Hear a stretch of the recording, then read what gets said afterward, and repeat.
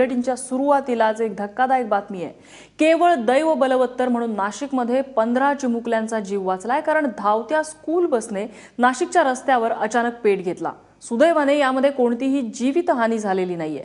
दुपारी 2:30 वाजण्याच्या सुमारासची ही घटना आहे। नाशिक रोडवर असलेल्या शिवाजी पुतळा चौकातून ही स्कूल व्हॅन सिन्नर फाट्याकडे जात असताना अचानक या व्हॅनने पेट घेतला आणि पाहता पाहता या आगीने रौद्र रूप धारण केलं। आगीच्या लोळामध्ये गाडी संपूर्णपणे जळून भस्मसात झाली आहे। मात्र सुदैवाने आग लागल्याचा प्रकार लक्षात आल्यावर परिसरातल्या लोकांच्या मदतीने चालकाने विद्यार्थ्यांना सुरक्षित स्थळी हलवलं, त्यामुळे मोठा अनर्थ टळलेला आहे।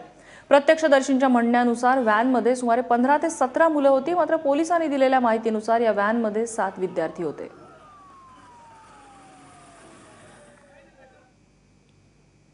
सागर वैद्य आमचे प्रतिनिधी आपल्याला अधिक माहिती देत आहेत। सागर, प्राथमिक माहितीमध्ये, प्राथमिक तपासात नेमकी काय बाब समोर आलेली आहे?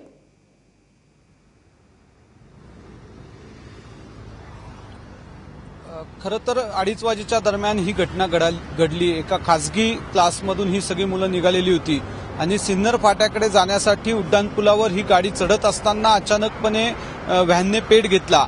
ज्यावेळेस याची कल्पना चालकाला आली, त्यानंतर तत्काळ लोकही मदतीला धावून आले आणि चालकाने घटनेचं गांभीर्य ओळखून लगेचच या मुलांना बाहेर काढलं। प्रत्यक्षदर्शींचं म्हणणं आणि एकूण जे व्हिज्युअल आता आपण टीव्हीवर दाखवतोय याच्यावरून आपल्याला कल्पना येऊ शकते की किती भयानक पद्धतीनं या आगीनं पेट घेतलेला होता। संपूर्ण गाडीचा जळून कोळसा झालेला आहे। घटना घडली त्यावेळेस खरं तर हा शिवाजी चौक जो आहे हा अत्यंत वर्दळीचा चौक आहे। इथे पुलाच्या खालती सुद्धा बाजार भरतात, अनेक लहान मोठे व्यावसायिक आणि दिवसभरातले 24 तास या ठिकाणी अत्यंत वर्दळ असते। रिक्षा स्टॉप असतात, रेल्वे स्टेशन जवळ आहे, छोटा बाजार इथे भरतो। ही सगळी परिस्थिती होती आणि अशा याच्यामध्ये ही सगळी व्हॅन पेटली। त्याच्यामुळे साहजिकच घबराट पसरली, पळापळ झाली। पोलिस सुद्धा घटनास्थळी धावून गेले। हाकेच्या अंतरावर नाशिक रोड पोलीस स्टेशन होतं, तिथूनही पोलीस कर्मचारी मदतीसाठी धावून आले। त्यांनी रस्ते बंद केले, वाहतूक बंद केली आणि त्यानंतर अग्निशमन विभागाची बंब जे आहेत ते घटनास्थळी पोहोचले। परंतु तोपर्यंत आगीचं एक रौद्र रूप इथं लोकांनी बघितलं।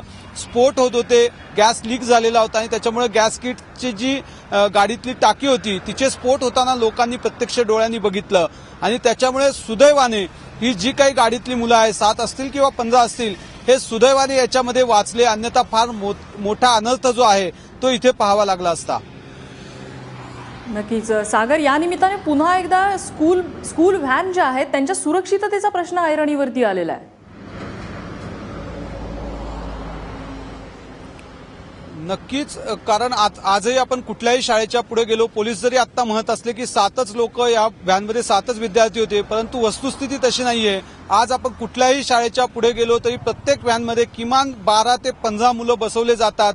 अक्षरशः एखाद्या कोंबड्या मेंढ्यांना न्यावं तशा पद्धतीनं लहान मुलांना कोंबून रिक्षामध्ये नेलं जातं।